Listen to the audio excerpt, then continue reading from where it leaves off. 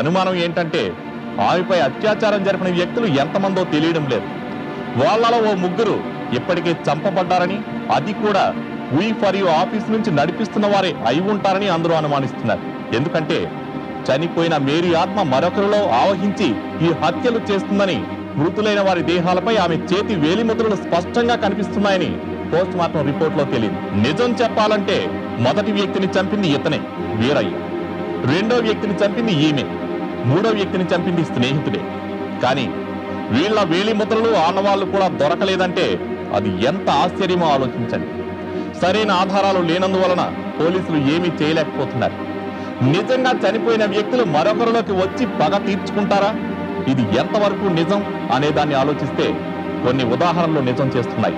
చనిపోయిన వారు ఇష్టమైన వారిలోకి ప్రవేశిస్తే వారి ప్రవర్తన చూసి షాక్ అవుతున్న దాఖలాలు చాలానే ఉన్నాయి. చాలా మందికి దెయ్యం పట్టిందని, గాలి సోకిందని, దేవుడు ఆవహించాడని, అమ్మవారు ఆవహించిందని, అది కూడా సైంటిఫిక్ గా కూడా ఒక ఉదాహరణ ఉంది. దాన్ని పారాసైకాలజీ, బ్లాక్ మ్యాజిక్ అని కూడా అంటారు. ఏది ఏమైనప్పటికీ ఈ కేసుకు సంబంధించిన విషయాలు ఆశ్చర్యాన్ని కలిగిస్తున్నాయి. చూద్దాం ఈ కేసులో ఇంకెన్ని ఆశ్చర్యకరమైన విషయాలు వెలుగులోకి వస్తాయి. చూస్తుంటే స్టూడెంట్లా ఉన్నావు. ఏం చేసావు? పెద్ద ప్రాబ్లంలోనే ఉన్నట్టున్నావే. జైలుకు వచ్చిన వాళ్ళు చేసిన నేరాన్ని ఒకరితో చెప్పరు, చెప్పినా నిజం చెప్పరు. ఏ నువ్వెందుకు వచ్చావో చెప్తావా? చెప్పినా నిజం చెప్తావా?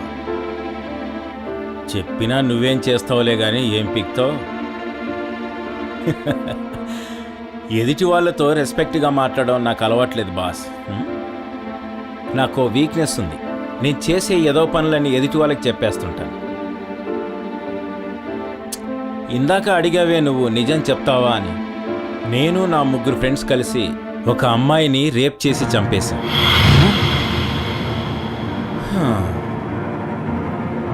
అందులో 2 పోయారు, ఒకరిని నేనే చంపేశాను. అంటే నేను కాదనుకో, దయ్యం చంపేసింది. మాట పెరిగింది, రాయి తీసుకొని తల పగలగొట్టేశాను. ఎదురుగా చచ్చిపడి ఉన్నాడు అంతే.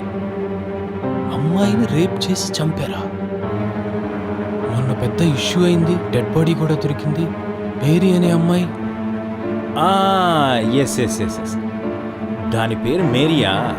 మేరీ అనుకుంటాను.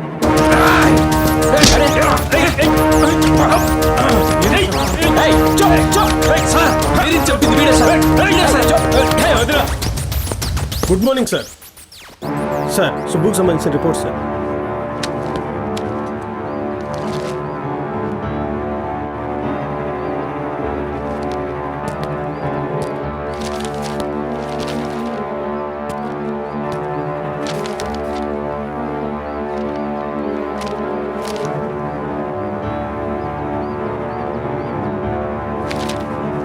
ఏమైంది సార్?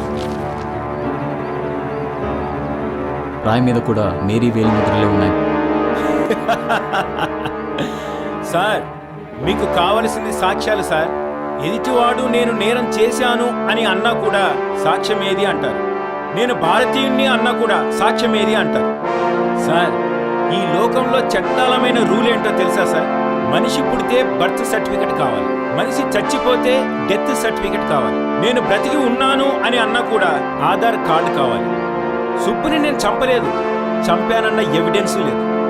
సార్, సుబ్బు మీదున్న వేలుముద్రలు నావి కాదని మీ చేతిలో ఉన్న ఎవిడెన్సే చెప్తోంది. సార్, సీనియర్ గారు కాస్త చెప్పండి సార్, హెడ్ఏక్గా ఉంది. ప్లీజ్ కాఫీ తాగాలి. రిలీజ్ మీ ఫాస్ట్. సార్, ఇప్పుడు వాడిని వదలండి, కథ క్లైమాక్స్కి వస్తుంది.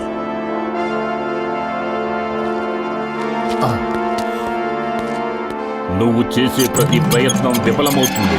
నువ్వు చూస్తున్న కేసు సాక్ష్యాలు లేకుండా మూతపడుతుంది. రా, నీకు నేను విజయాన్ని ప్రసాదిస్తాను.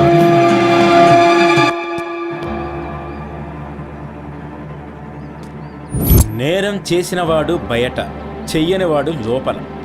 ప్రజెంట్ ట్రెండ్ అలాగే ఉంది సార్. సిఐ సార్, మీ సిన్సియారిటీని కాస్త తగ్గించుకొని కొద్దిగా అప్డేట్ అవ్వండి సార్. సాక్ష్యాలు వెతికే పనిలో ఉండండి.